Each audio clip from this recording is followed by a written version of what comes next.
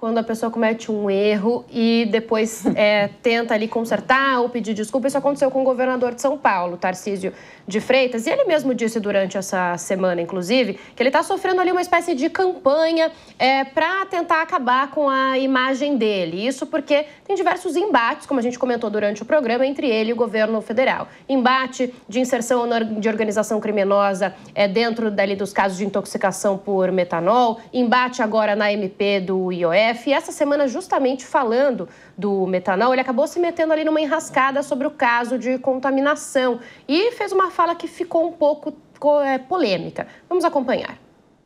Que fabricam as bebidas aí mais famosas, que são objetos de falsificação, Jack Daniels, Johnnie Walker, enfim, todas essas bebidas aí que são objetos de falsificação. Não vou me aventurar aqui nessa área que não é minha praia, tá certo?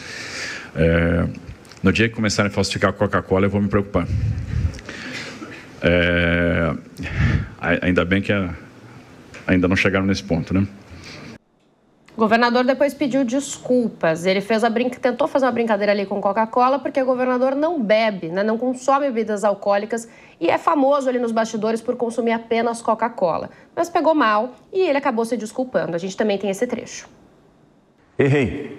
Ontem, ao prestar contas das ações do governo do estado no âmbito da crise do metanol, no momento em que falávamos das várias medidas que estamos tomando, como o convênio com o setor privado para o combate à falsificação, as proposições legislativas que pretendemos apresentar, a destruição de bebidas de origem duvidosa em estoque, o aperfeiçoamento da logística reversa das garrafas, o programa de qualidade para distribuidores e comerciantes, a suspensão das inscrições na Fazenda, acabei fazendo uma brincadeira para descontrair a coletiva que foi muito mal interpretada e que, de fato, não cabia naquele momento em face da gravidade do que vem acontecendo.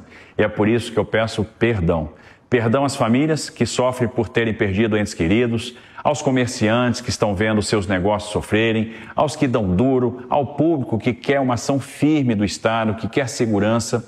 Não tenho compromisso com o erro. Nosso compromisso é com as pessoas, é resolver a crise, é dar tranquilidade às famílias. Não é a primeira vez que eu venho aqui pedir desculpas. Não será a última. Vou voltar para a Alessandra para ela comentar com a gente o efeito disso mesmo, né? De cometer um erro e pedir desculpa, isso já é pensado lá na frente, isso cai bem para a população no geral. Como que a gente pode analisar um movimento como esse feito pelo governador? Olha, psicologicamente dizendo, né? Toda pessoa que... Claro, você tem a segunda chance, você tem como pedir desculpa, mas psicologicamente fica na cabeça da pessoa, na mente da pessoa, que ele errou.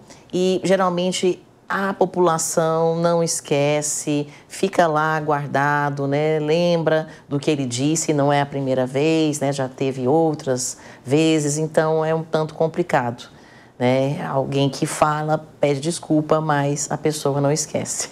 Agora, Lisiane, faz sentido isso que o governador disse, que ele vem sendo alvo de uma tentativa de desmonte de reputação?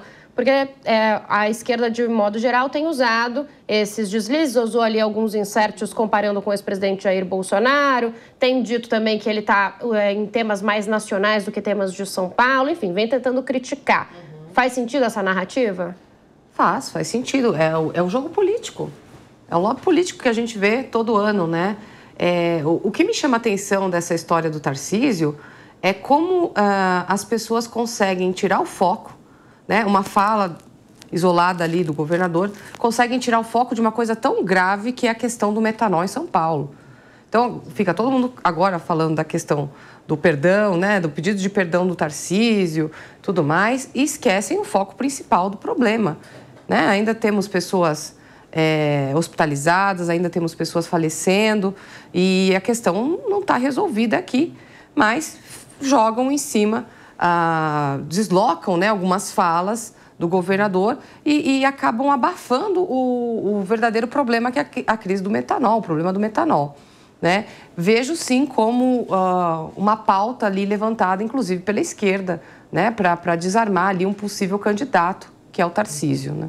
Ellen, como que você vê isso politicamente? Politicamente é sempre bom a gente olhar para o contexto. O Tarcísio já fez um errei antes, em relação às câmeras que são usadas nos policiais militares. E foi um errei que pegou super bem para o Tarcísio, né? Foi um errei que naquele momento colocava ao centro. Qual é a diferença desse exato momento? A diferença é um Tarcísio que, por uma série de circunstâncias, veio se enfraquecendo, né? Veio se enfraquecendo.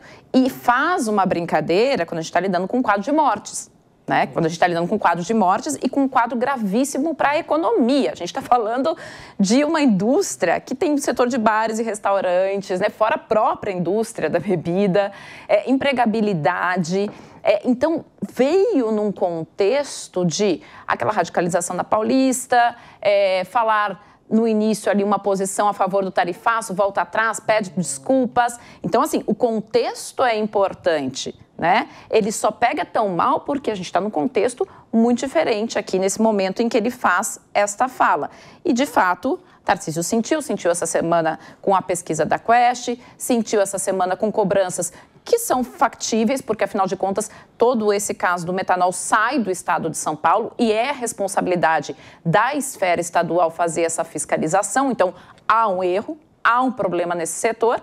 Ele está no momento, mostra isso claramente, e o ERREI vem mostrar isso, que é assim, preciso correr atrás do prejuízo que foi esse último mês. E falando do metanol, seguem crescendo, né? Os casos e mortes também por intoxicação em São Paulo. As investigações continuam em várias partes do país. E o brasileiro continua com medo. As autoridades de saúde aceleram a compra de medicamentos e divulgam também orientações para evitar novos casos, novas contaminações. Os consumidores evitam bebidas destiladas, que são o alvo das adulterações. E os bares estão até deixando nas portas notas fiscais para mostrar aos clientes que as bebidas são originais e sem risco de contaminação.